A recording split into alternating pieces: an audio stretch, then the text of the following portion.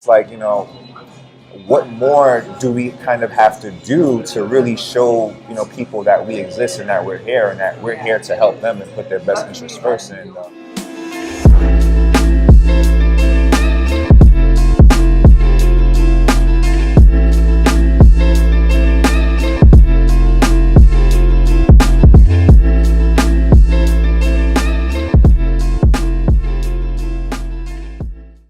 Welcome to yet another episode of Talking Shop. I'm still posted up at Culture Espresso, but this time I got my buddy Samuel Deane with me. And what always happens with Talking Shops is we're just having a good conversation, catching up, and something good always comes out. And Samuel, you mentioned a tweet that you said, and we were, to give the story, Matthew Ricks was still here. We were talking about just financial planning and advice, what we always talk about. And you mentioned this tweet. So share with everybody the tweet and then kind of what you thought about that. Yeah, sure. So so the other day, actually, I came across a tweet on my feed, and it was essentially a black woman who seemed to be interested in starting a family, but was concerned, that the economic resources, the schools, the neighborhoods, just the things that are given and provided to people of color, particularly black people, it's just not America's just not an optimal place for you to start a family or for you to raise kids, at least for us. And so she was actually considering relocating and moving to another country. And what struck me really was, her saying that, I really wish American financial advisors would, quit talking about, how much money we can save by making our own lattes and making coffee at home, and start talking more about, the economic factors that contributes to financial management and financial success.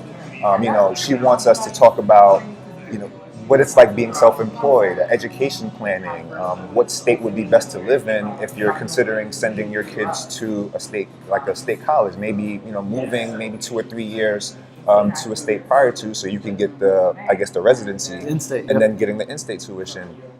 If you're self-employed, figuring out how do I go about getting health insurance? And I just felt compelled to answer, and I'm like, hey, this advice literally exists. And I tried to show her that, the mainstream industry, still focuses on assets, but there are plenty of advisors who will work with you to accomplish your financial life goals. A lot of advisors, even that we know, kind of focus on financial life management. And I was just trying to send her a few resources to help her find that person that she's looking for. And it came up in conversation today. It's what more do we kind of have to do to really show, people that we exist and that we're here and that we're here to help them and put their best interests first? And besides content, but I think where it kind of stems from is that the industry as a whole kind of, it's skewed towards the older generations, and older generations don't necessarily use social media.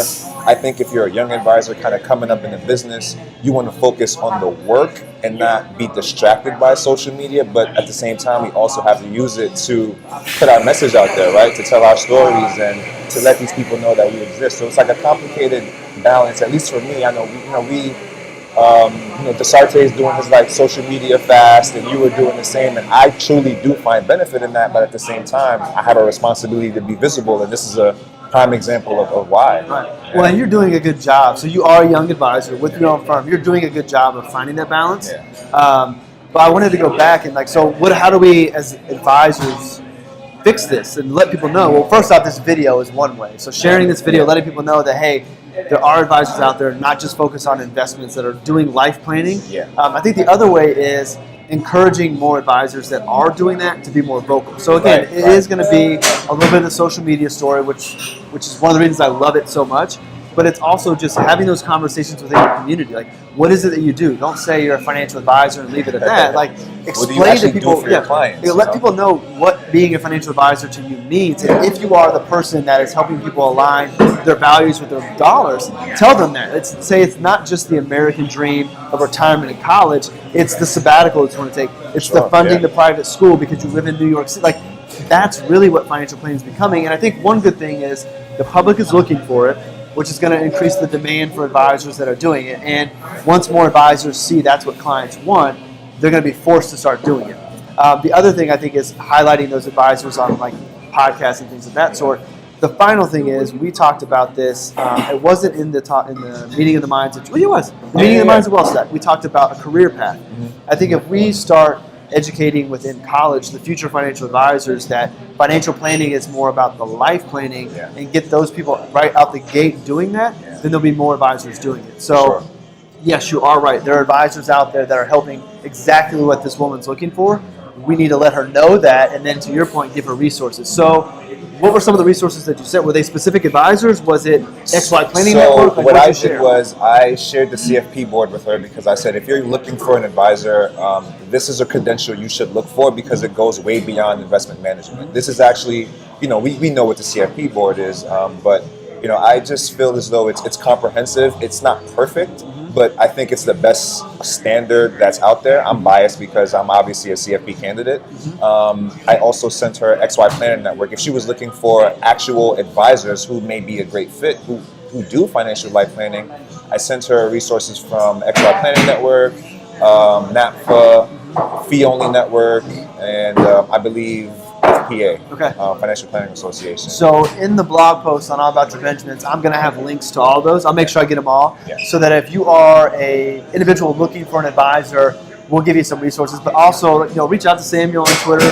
When I get back, reach out to me. Like, we have a network of advisors that we know that are doing these things, that we can help people connect. So interestingly enough, we were talking about it, that a lot of us younger advisors, and there's older advisors as well, but we don't view other advisors as competition. Right. So I will happily refer somebody to Samuel if I think he's a good fit, or to another advisor. So if you're on social media and you're following some of us, lean on us and say, hey, here's my situation.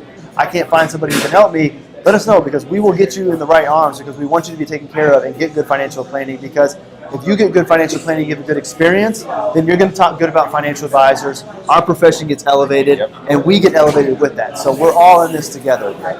So any closing thoughts on this whole life planning and the fact that advisors are out there, or you hit it all?